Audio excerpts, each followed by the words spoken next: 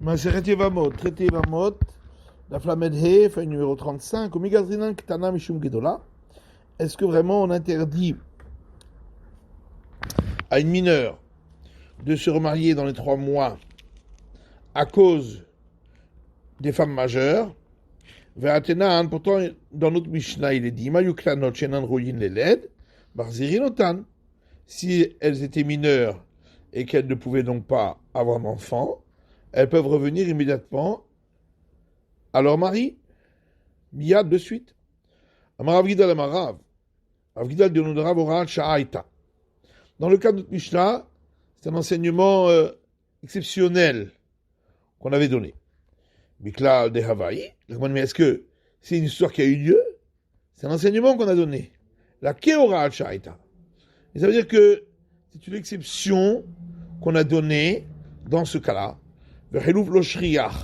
Parce que c'est pas courant qu'il y ait une confusion entre deux femmes, et c'est pourquoi on n'a pas interdit. Dans le cas des mineurs. Ishna Harina, autre version de la discussion ici. Ambrela, certains disent Amar Shmuel, Kulan Sichot le Amtin Shosha Chodashim, toutes les femmes doivent attendre 3 mois, sauf une convertie ou une esclave affranchie majeure. Ce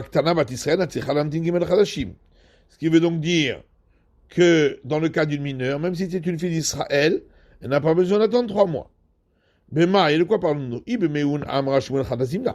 Si on parle qu'elle avait annulé le mariage qu'elle avait fait parce qu'il était d'institution rabbinique, Shmuel l'a déjà dit une fois. Ibeget akama Shmuel de Baria. Si elle avait été divorcée, Shmuel a déjà enseigné qu'elle doit attendre 3 mois. D'ailleurs, Shmuel, car Shmuel dit Miana bo,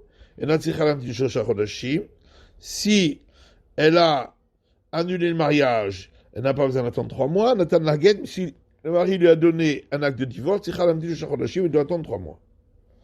Et la bisdoute. Donc forcément, on parle qu'elle a eu une relation en mariage, Uzoud Biktana la Shriach, et une relation en mariage avec une mineure, ce n'est pas courant, c'est pourquoi les sages n'ont pas institué qu'elle attende 3 mois. Gioret Bouchouret de Shriach Bouznut, l'Ixor. Dans le cas d'une convertie ou d'une esclave affranchie, où une relation en mariage est courante, on aurait dû instituer dans 3 mois, ou d'un marqué Rabbi Yossé.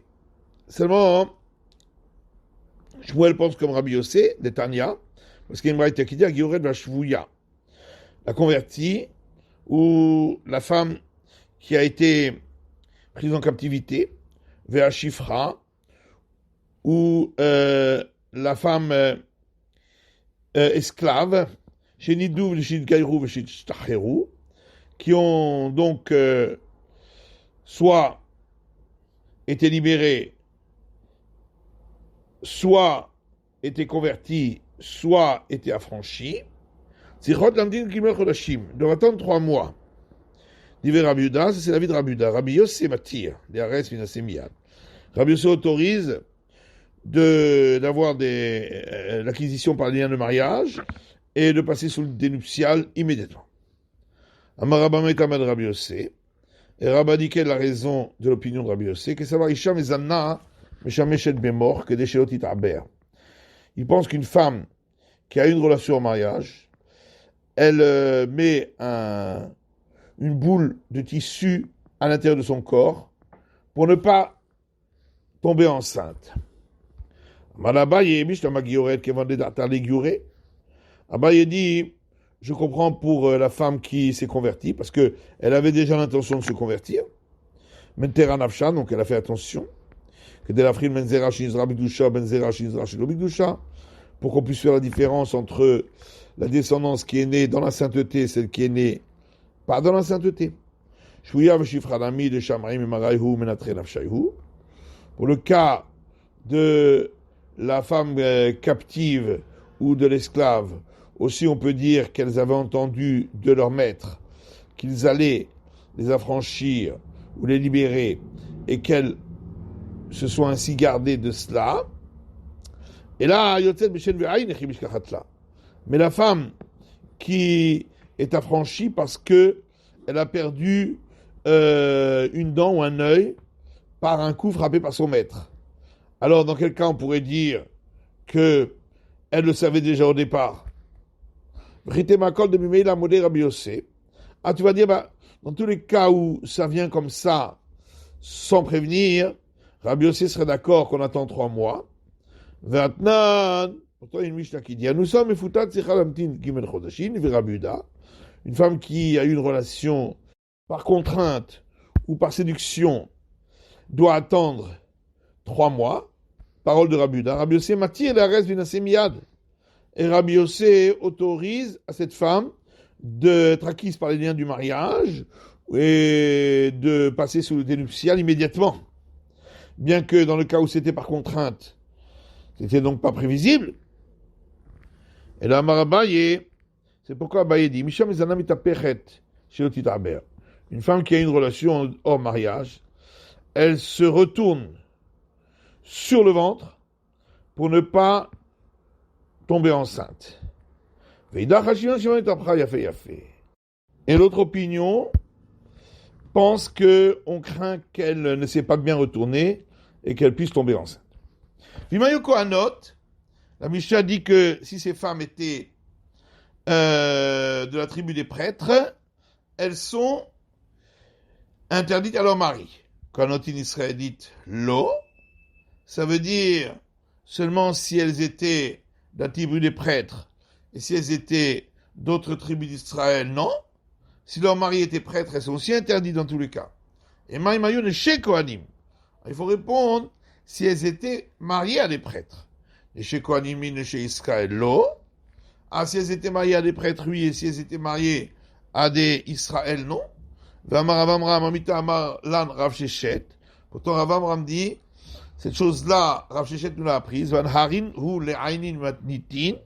et il nous a ouvert les yeux en disant que c'est l'enseignement de notre Mishnah. Chet Israël, chez Neensa, avalbi chez Muteret le Bala, sous la Keuna, une femme d'Israël qui a eu une relation sous la contrainte, même si elle est permise à son mari, elle est interdite à la tribu des prêtres. Marava Rikamar. C'est pourquoi Rava dit, voilà comment il faut expliquer notre Mishnah. Il m'a eu qu'un autre Nesuot d'Israël. Si c'était des femmes de la tribu des prêtres qui étaient mariées à des Israël, Nifselu minatrouma de ben Neshayhu. Après leur divorce ou leur veuvage, elles seront interdites de manger le prélèvement aux prêtres de leur famille d'origine, même si elles n'avaient pas eu d'enfants avec leur mari. Matitine, Mishnah suivante du prochain chapitre, Acholet Sivimto, celui qui a observé la cérémonie de déchaussement avec sa belle-sœur, Venimtset Me'ou Beret, et il s'est trouvé qu'elle était enceinte. Veyalda, et elle a eu un enfant. Si l'enfant est viable,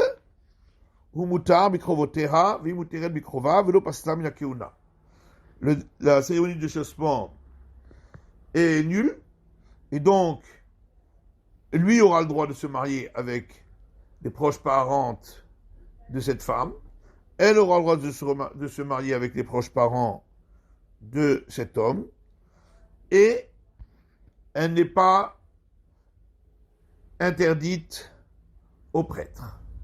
Et si l'enfant n'est pas viable, ou asur bikrovotera, alors la cérémonie de déchaussement est valable, et c'est pourquoi il n'aura pas le droit de se marier avec des proches parents à elle, veille asura bikrovav, elle n'aura pas le droit de se marier avec des proches parents à lui, ou pasla minakiuna, et elle n'est pas apte à se marier avec la tribu des prêtres. À connaître cet Yevimto, celui qui a eu une relation pour prendre sa belle-sœur, par le Lévira, et en fin de compte, il s'est trouvé qu'elle était enceinte, Veyalda, et elle a eu un enfant. Bisman Shavlot Shel Kayama, si l'enfant est viable, Yotzi, il devra la renvoyer, V'chavim le Korban, et ils seront passifs d'apporter un sacrifice pour la relation qu'ils ont eue ensemble. Imen Vlad Shel Kayama, si l'enfant n'est pas viable, il est Kayem, il pourra la garder. Ça fait Mentishal Rishon, ça fait Mentishivara Haron. Si l'enfant en question, qui est né, qui était viable, on a un doute si il était né au bout de 9 mois après qu'il aurait été conçu par le premier, ou au bout de 7 mois après qu'il aurait été conçu par le dernier, Yotzi, dans le doute, il devra renvoyer sa femme, va Vlad Kacher, et l'enfant en question pourra se marier avec n'importe qui, puisqu'il sera né d'une relation permise dans tous les cas, Bechayavim, Behacham Taloui, et lui et elle seront astreints à offrir un sacrifice pour la faute dans le doute, qu'on appelle sacrifice pour une faute en suspens.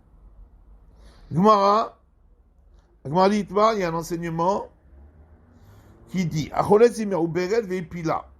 celui qui a observé la cérémonie de déchaussement avec sa belle-sœur qui était enceinte, et ensuite elle a perdu le fœtus, Rabbi Yochanan Amar,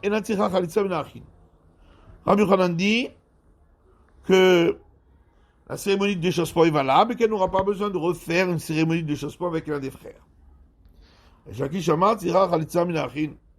Shakish dit, la cérémonie de déchaussement n'est pas valable, elle devra la refaire avec un des frères. Rabbi Yochanan Amar, Khalitsa Minachin, Khalitsa Mouberet Shma Khalitsa. Rabbi Yochanan dit, elle n'a pas besoin de refaire la cérémonie de déchaussement avec un des frères, parce que la cérémonie de déchaussement faite avec une femme enceinte est valable, ou Biat Mouberet Shma Bia, ou le Lévira fait avec une femme enceinte, si ensuite elle a perdu le fœtus, il est valable. Alors que Shakish dit, elle aura besoin de refaire la cérémonie de déchaussement avec un des frères. La cérémonie de déchaussement faite avec une femme enceinte, même si elle a perdu le fœtus, n'est pas valable. Et le Lévira accompli avec elle, une femme enceinte qui aurait perdu après le fœtus, n'est pas considéré comme un Lévira. Le Maïk a bifligué, et d'où vient leur discussion? Si tu veux, je peux dire, c'est à partir des versets, ou je peux dire, c'est une discussion concernant une logique. Si tu veux, je peux dire, ça découle d'une logique. Rabbi Yochanan Sava, Rabbi Yochanan pense,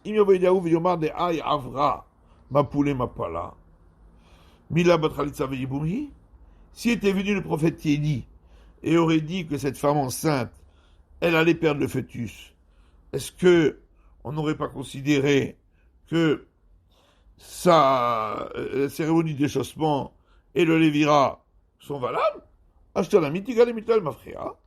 Et non, maintenant aussi, on peut dire que rétroactivement, on aura pu dévoiler que elle était destinée à perdre son fœtus, et donc la cérémonie de déchaussement et le Lévira sont valables.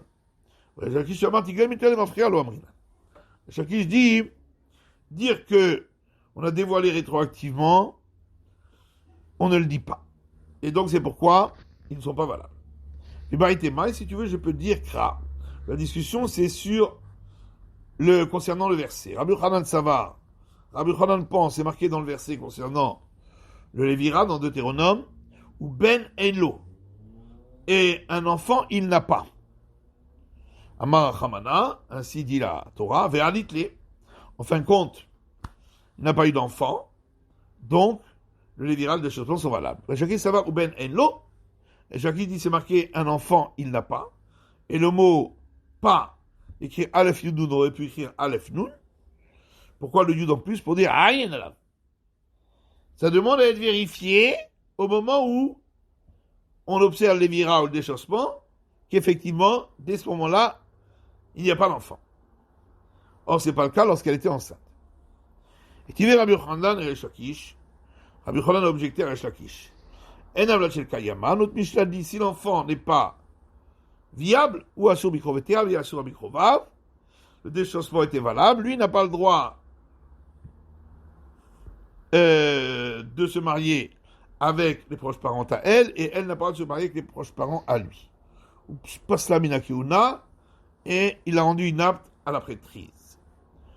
À se marier avec des prêtres. On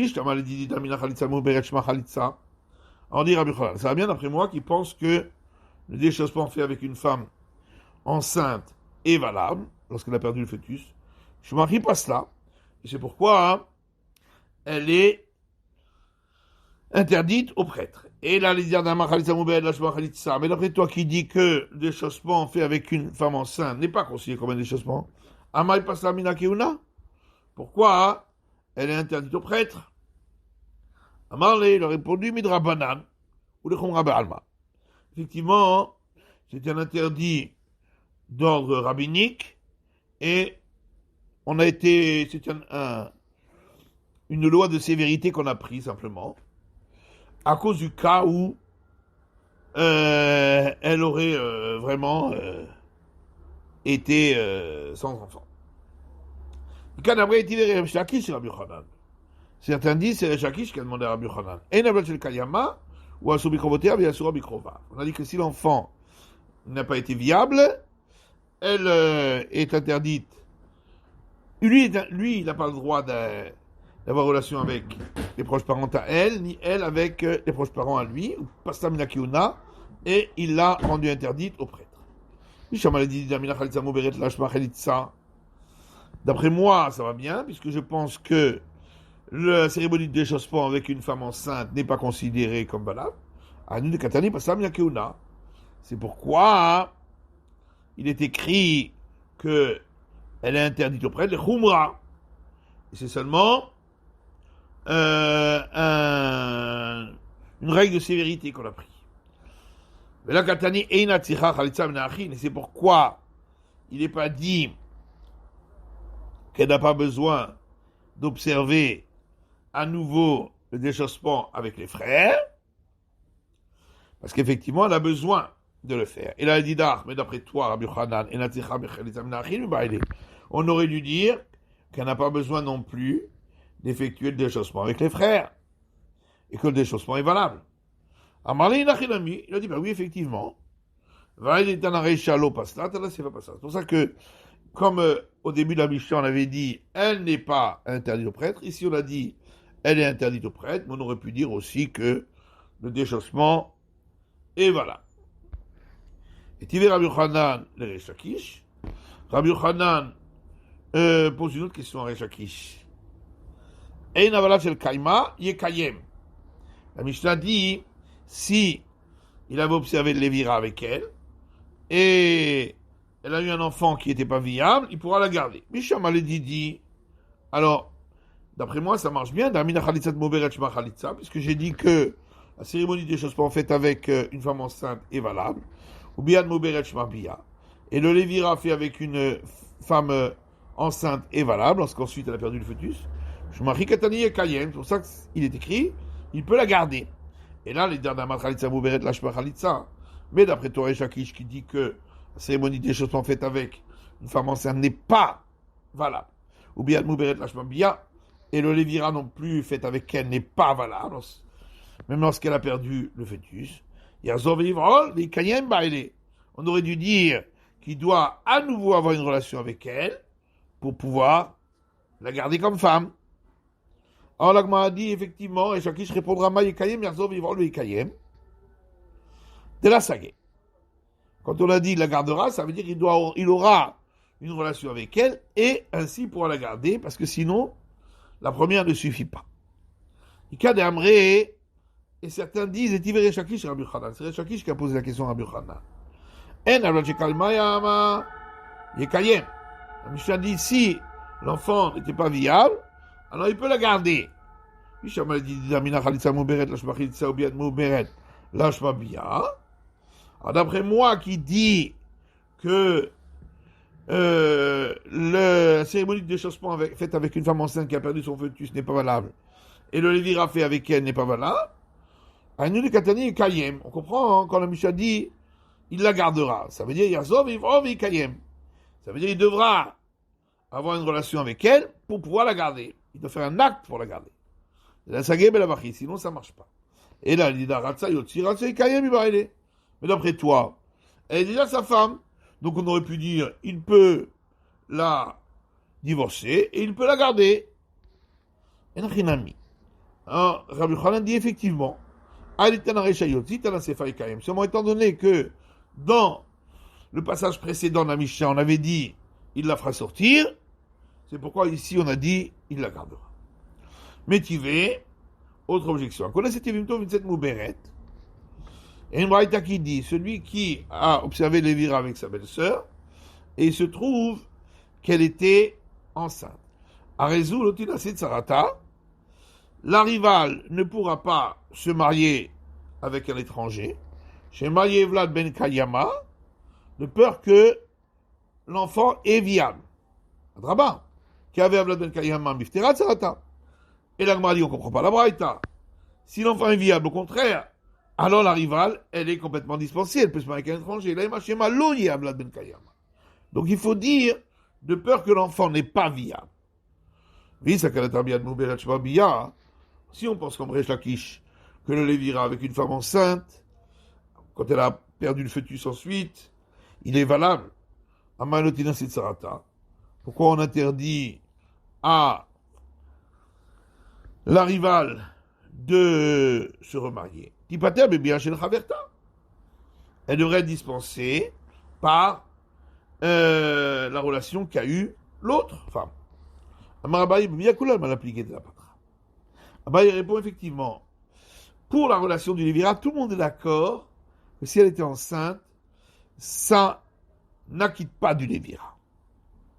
Qui pliquait Bechalitza, et toute la discussion, c'est seulement pour le déchaussement. Rabbi Yochanan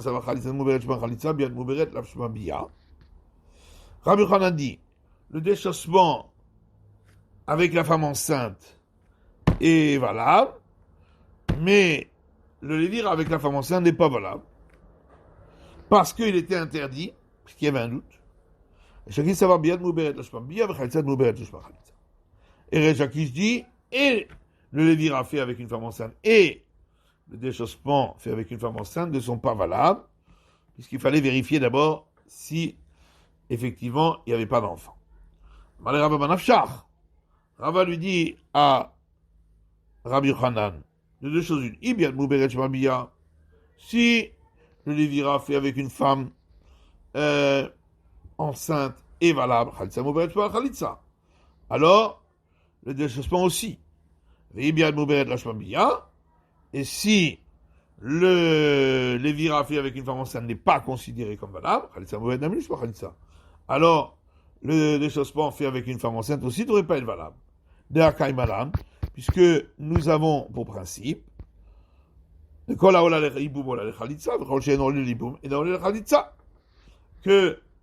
la femme doit observer Lévira, elle peut observer le déchaussement.